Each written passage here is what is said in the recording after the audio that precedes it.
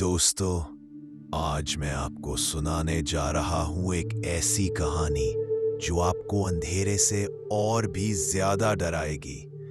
यह कहानी है एक सुनसान गांव की, एक टूटी हुई हवेली की और उन रहस्यों की जिन्हें आज तक किसी ने उजागर करने की हिम्मत नहीं की।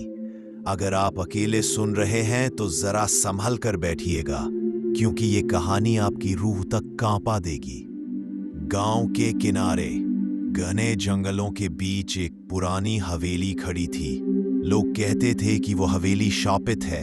सालों पहले वहां पूरी एक जमींदार खानदान रहा करता था, लेकिन एक ही रात में सब कुछ तबाह हो गया। किसी ने कभी सच नहीं जाना कि उस रात क्या हुआ, लेकिन उसके बाद से हवेली वीरान पड़ी थी।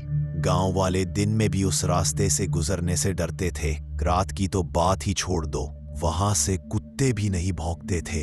लेकिन इस बार की कहानी शुरू होती है आरव और सिया से। दोनों शहर से गांव घूमने आए थे। सिया को भूत प्रेत की कहानियों पर विश्वास नहीं था, जबकि आरव थोड़ा बहुत मानता था। गांव के बुजुर्ग, बेटा उस हवेली में मत जाना, वहां अभी भी कराहने की आवाजें आती है। जो भी अंदर गया कभी लौट कर नहीं आया। लेकिन सिया ने हंसते हुए कहा, अरे बाबा, ये सब अंधविश्वास है। कल सुबह ही चलेंगे वहां, देखते हैं कौन सा भूत हमारा रास्ता रोकता है। उस रात गांव में अजीब सन्नाटा था। पेड़ों के बीच से ठंडी हवा सीटी बजाती हुई निकल रही थी। दूर कहीं से सियार की आवाज सुनाई देती।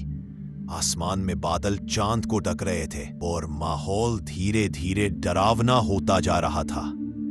आरव को बार बार लग रहा था कि कोई उन्हें देख रहा है, पर सिया मजाक उड़ाती रही, तुम्हें तो पत्ते की खड़खड़ाहट भी भूत लगती है। अगली सुबह दोनों हवेली की ओर निकल पड़े। टूटी फूटी दीवारें, झाड़ झंखाड़ से भरा आंगन और जंग लगे गेट को देखकर ही रूंकते खड़े हो गए। गेट पर काले रंग के निशान बने थे, जैसे किसी ने खून से हाथ मारा हो। आरव ने धीरे से कहा, सिया। लेकिन सिया आगे बढ़ गई। गेट चरमराया और खुला। अंदर खूब अंधेरा था। टूटी खिड़कियों से हवा अंदर जाती और सीटी जैसी आवाज करती। जैसे जैसे दोनों अंदर पड़े, उनके कदमों की आवाज पूरे हॉल में गूंज रही थी। अचानक पीछे से दरवाजा अपने आप बंद हो गया। धड़ाम! आरव और सिया दोनों डर के मारे जम गए। चारों तरफ सन्नाटा छा गया और तभी हवेली के भीतर से किसी औरत की धीमी कराह सुनाई दी। बचाओ, कोई है। सिया ने डरते डरते कहा, आरव, तुमने भी सुना? ये आवाज असली थी। आरव का चेहरा पीला पड़ गया। आवाज फिर गूंजी, कौन है मेरे घर में? और अगले ही पल ऊपर वाली मंजिल से किसी के चलने की आहट आने लगी। ऊपर वाली मंजिल से लकड़ी के फर्श की चरमराहट सुनाई दे रही थी। ऐसा लग रहा था जैसे कोई भारी भरकम औरत धीरे धीरे चल रही हो। लेकिन जब आरव ने ऊपर तोड़, दीवारों पर अजीब धब्बे थे, जैसे पुराने खून के निशान। छत से जाले लटक रहे थे। टूटे फर्नीचर और बिखरी चीजें उस हवेली की वीरानी का सबूत दे रहे थे। सिया धीरे धीरे सीढ़ियों की ओर बढ़ी। आरव ने रोकना चाहा, मत जाओ ऊपर, ये सही नहीं है। लेकिन सिया ने कहा, अगर कोई अंदर फंसा है तो हमें मदद करनी चाहिए।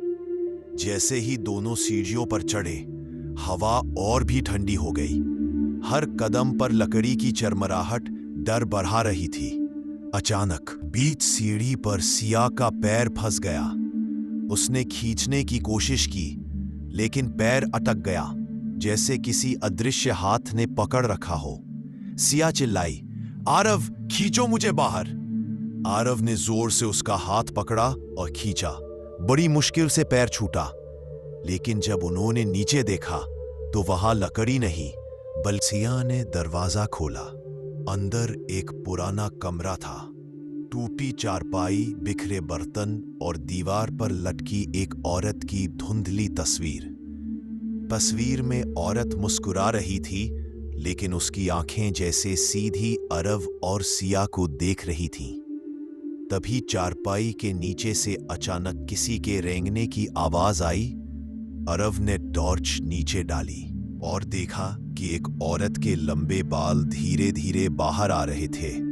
बाल जमीन पर फैल गए और उनमें से किसी की हड्डियों जैसी उंगलियां बाहर निकली। अरव ने तुरंत सिया का हाथ पकड़ा और भागने की कोशिश की, लेकिन दरवाजा अपने आप बंद हो गया। कमरे में अचानक चारों तरफ से फुसफुसाहट गूंजने लगी। क्यों आए हो? क्यों तोड़ा मेरे घर का सन्नाटा? सिया डरते डरते बोली। कौन हो तुम? फुसफुसाहट हंसी में बदल गई।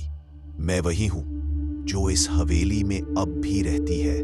तुम्हें नहीं जाना चाहिए था। चारपाई धीरे धीरे हिलने लगी और उसके नीचे से एक अधमरी औरत का चेहरा बाहर आया। आंखें पूरी। वह औरत जमीन पर रेंगते हुए उनकी ओर बढ़ी। आरव ने दरवाजा खोलने की कोशिश की, लेकिन वह हिला तक नहीं। सिया जोर से चिल्लाई, हमें छोड़ दो। अचानक वह औरत सिया के बिल्कुल पास पहुंच गई और उसकी गर्दन पकड़ ली। कमरे की दीवारें खुद ब खुद खून से लिखने लगीं। अब तुम भी यही रहोगे। सिया की गर्दन पर उस औरत का ठंडा हड्डियों जैसा हाथ कस गया। सिया चीख उठी। आरव ने पूरी ताकत लगाकर उसे खींचा और कमरे के कोने में धकेल दिया। लेकिन जैसे ही उसने औरत को देखा, उसके शरीर में तमकंपी दौड़ गई। वह औरत पूरी तरह सूखी हुई, काले चिथड़ों में लिपटी हुई थी। उसका मुंह इतना बड़ा खुला कि जैसे जबड़ा ही टूट गया हो। आंखें खाली थीं, लेकिन उनमें से खून की धार बह रही थी। आरव ने खिड़की पर जोर डाला, लेकिन वह जंग लगी सलाखों से बंद थी। तभी अचानक खिड़की के बाहर से किसी बच्चे की हंसी सुनाई दी। हा हा हा हा, आओ खेलो हमारे साथ। आरव और सिया दोनों के रोंगटे खड़े हो गए। सिया कांपते हुए बोली, खिड़की के बाहर 3 छोटे छोटे बच्चों की परछाया दिखाई दी। वे नाच रहे थे और उनकी गर्दनें पीछे की ओर टेढ़ी मुड़ी हुई थी। आरव ने कमरे की अलमारी खोली तो उसमें एक पुरानी डायरी मिली। डायरी के पन्ने पीले और खून के दाग से सने हुए थे। उस पर लिखा था, मैं राधा, इस हवेली की आखिरी मालकिन। मेरे पति ने काली साधना में मेरी बलि दे दी। मैं और मेरे बच्चे इसी हवेली में मारे गए। अब यह हवेली मेरी आत्मा का घर है। कोई यहां आएगा तो कभी बाहर नहीं जाएगा। सिया ने कांपते हुए पन्ना पढ़ना बंद कर दिया, लेकिन तभी डायरी अपने आप जलने लगी और राख में बदल गई। कमरे की छत से एक लंबी परछाई उतरने लगी। वह परछाई धीरे धीरे इंसानी रूप लेने लगी। उसका शरीर धुएं से बना था और चेहरा वही औरत का। उसने खौफनाक आवाज में कहा, तुम्हें यहां आना नहीं चाहिए था। अब तुम मेरे परिवार का हिस्सा बनोगे। अचानक कमरे की चारपाई अपने आप हवा में उठी और जमीन पर जोर। जैसे ही वे भागकर सीढ़ियों से नीचे उतरे, वहां फर्श पर खून की नदी बह रही थी। उनके पैरों के निशान खून में बनते जा रहे थे। फिर वही बच्चों की आवाज गूंजी, मां, इन्हें भी मार दो, हमारे साथ रहने दो। सिया ने डरते डरते पीछे देखा। तीनों बच्चों की आत्माएं खून में खड़ी थी।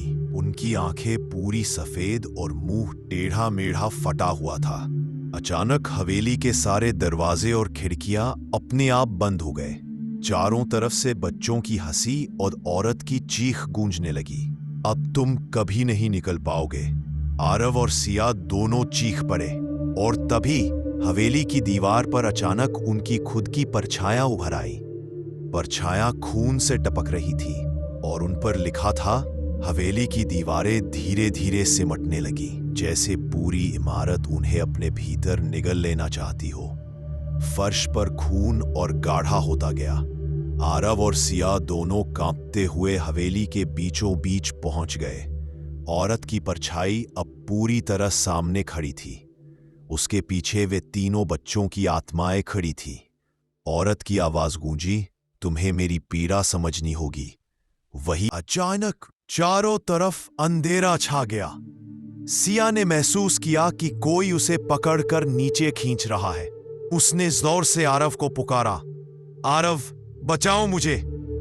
आरव ने उसका हाथ पकड़ा, लेकिन खून की नदी से सैकड़ों हाथ बाहर निकल आए। सिया की चीखें हवेली में गूंज उठी। तभी आरव को याद आया कि बुजुर्ग ने गांव में कहा था, उस हवेली की औरत की आत्मा तब तक चैन नहीं पाएगी जब तक कोई उसकी सच्चाई को उजागर न करे और उसकी कब्र पर दीपक न जलाए। आरव ने पूरी ताकत लगाकर अपनी जेब से माचिस निकाली और पास रखी एक टूटी लकड़ी जलाई। उसने दीवार पर तंगे उसी औरत की तस्वीर के सामने दीपक सा उजाला किया। जैसे ही रोशनी फैली, औरत चीख पड़ी, नहीं ये मत करो। अंतिम टकराव, बच्चों की आत्माएं चीखते हुए औरत के शरीर में समा गईं। औरत का रूप और भी भयानक हो गया, लेकिन रोशनी धीरे धीरे उसे जलाने लगी। आरव और सिया ने हिम्मत करके तस्वीर को दीवार से गिराया और जमीन पर रखकर उसके सामने रोशनी जलाई। धीरे धीरे औरत ने अंतिम बार चीख लगाई, तुमने मुझे धोखा दिया, अब मैं लौटूंगी, फिर लौटूंगी। और अचानक सब कुछ शांत हो गया। आरव और सिया बेहोश होकर जमीन पर गिर पड़े। जब होश आया तो वे हवेली के बाहर थे। सुबह का उजाला हो चुका था। गांव वाले दौड़कर आए और बोले, तुम दोनों जिंदा कैसे लौट आए? जो भी अंदर गया कभी वापस नहीं आया। सिया कांपते हुए बोली, हवेली अब शांत है, हमने उसकी आत्मा को मुक्त कर दिया है। गांव वालों ने चैन की सांस ली, लेकिन जैसे ही आरव ने अपनी शर्ट पर खून का दाग देखा, उसने देखा कि उस पर वही शब्द लिखो। दोस्तों, ये थी उस शापित हवेली की कहानी। क्या सच में वह औरत की आत्मा मुक्त हो गई या वह फिर से लौटेगी? ये सवाल अब भी रहस्य है। आपको क्या लगता है, क्या आत्माएं सच में चैन पा सकती है? कमेंट करके जरूर बताइए। अगर कहानी पसंद आई हो तो वीडियो को लाइक करें, चैनल को सब्सक्राइब करें और बेल आइकन दबाएं ताकि अगली डरावनी कहानी सबसे पहले आप तक पहुंचे। माँ।